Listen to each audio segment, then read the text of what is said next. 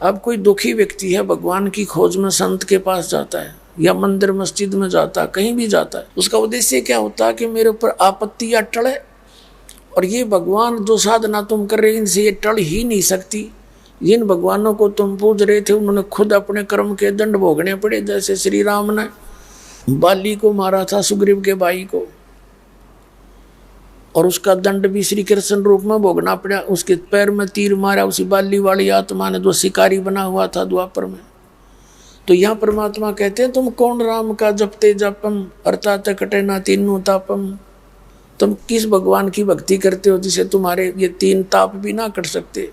तो केवल एक परम अक्षर ब्रह्म है, कबीर परमात्मा है, और उसने विधि बताई है कि इस मंत्र का जाप पूर्ण संत से लेकर तुम करो और फिर समाप्त हो जाएंगे तुम्हारे पाप।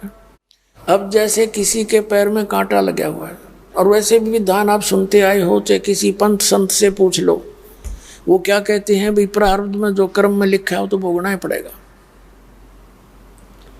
और भक्ति भी करनी पड़ेगी। भक्ति करो, आगे चल के तुम सुखी हो जाओगे।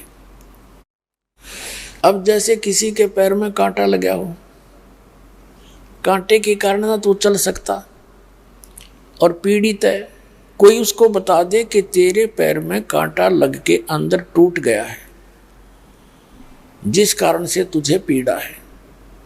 अब कांटा निकालने का उसके पास साधन है नहीं, वो ये सलाह देवे कि जूते पहन ले, फिर आगे कांटे नहीं लगेंगे, कांटा तो नहीं निकलेगा। तो कांटा लगे पैर में जूता पहना नहीं जा सकता। जूता जब पहना जाएगा वो पहले कांटा निकले, और फिर वो उसको सलाह दी जाए कि जूता मत उतारना, नहीं हो फिर ऐसी पीड़ा तुझे फिर होगी। तो फिर वो व्यक्ति अपने सफर में उस पीड़ा को याद रखते हुए जूता नहीं उतारेगा। तो ऐसे ही आपके जीवन रूपी सफर में जो आपके पाप कर्मों के, पूर्व जन्म के पाप कर्मों के प्रारब्ध में कांटे लगे, उनसे आपको पीड़ा हो चुकी है और उसके लिए वो कांटा निकलेगा, और फिर आपको सलाह दी जाएगी कि भगवान की भक्ति ना छोड़ देना, फिर दुख जो के तुम हो जाएंगे। तो फिर वो व्यक्ति कभी भगवान की भूल नहीं करेगा, उन दुखों को याद करके फिर वो ऐसे पार होगा।